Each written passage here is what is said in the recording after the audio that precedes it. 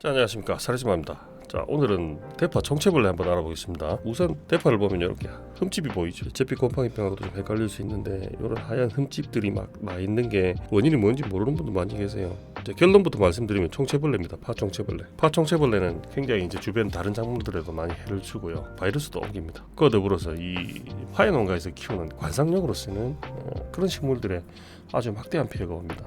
근데 이게 되게 웃기는 거는 이 총체벌레가 원래 우리나라에 사는 벌레가 아니에요. 아열대성 해충인데 요걸 화훼 농가에서 작물들을 수입을 하면서 거기에 딸려 들어온 거예요. 자, 오늘은 이 파총체벌레를 우선 한번 어떤 식으로 가해를 하는지 한번 보고요. 그리고 얘들의 가해 형태나 뭐 생활사 이런 걸 한번 알아보고, 그리고 이제 파 잎에 붙어 있는 총체벌레를 한번 확인을 해볼게요.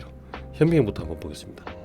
자, 현미경으로 본 그 대파 잎 표면에 있는 총체벌레입니다. 자, 좀 더 확대를 해볼까요? 이렇게 생겼습니다. 길쭉하게 생겼죠.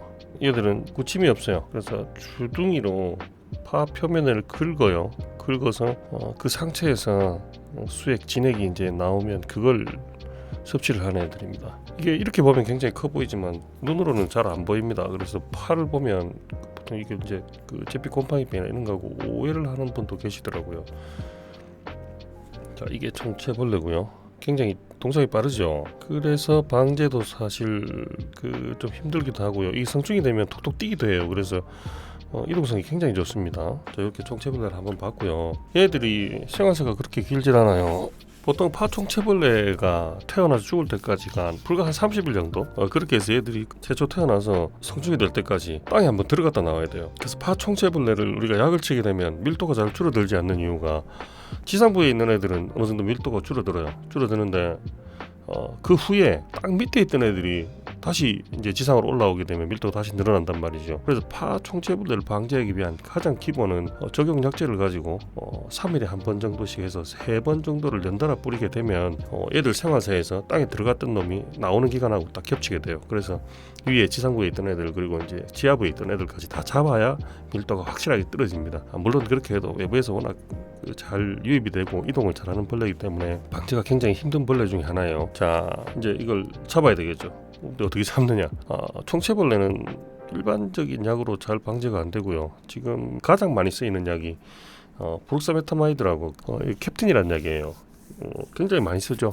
그리고 이제 다른 파총체벌레 약도 지금 나와 있는 게 뭐 포르티스포이라든지 퍼펙트라든지, 그리고 이전에 많이 사용했던 게 그 에이팜이라고 해서 에마맥틴 벤조이트, 굉장히 우리가 많이 썼어요. 그래서 그 약으로 총체벌레를 많이 잡기도 했는데 지금은 이제 너무 자주 쓰다 보니까 저항성이 발현이 됐죠.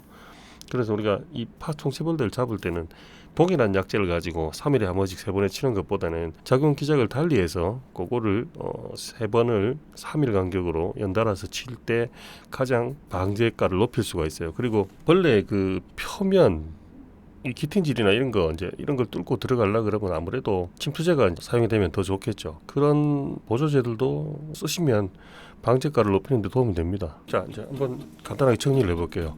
자, 파 몸뚱이를 이렇게 하얗게 만드는 거는 파총체벌레더라. 그리고 파총체벌레는 생활사가 짧다.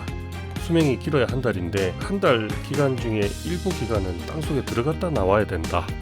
그래서 지상부만 방제했을 때는 방제가가 그렇게 높지 않다. 밀도가 줄어들기 힘들고 일시적일 뿐이며, 그 지하부에 있는 애들까지 다 죽이려고 그러면 3일 간격으로 3번을 연속 살포를 해야 그 생활사에서 그 밑에 있는 애들이 위에 올라오는 시기가 겹치기 때문에 밀도를 낮추는데 굉장히 효과적이다라는 겁니다. 그리고 약은 현재까지는 프록사메타마이드라는 약이 가장 잘 뜨고 있습니다.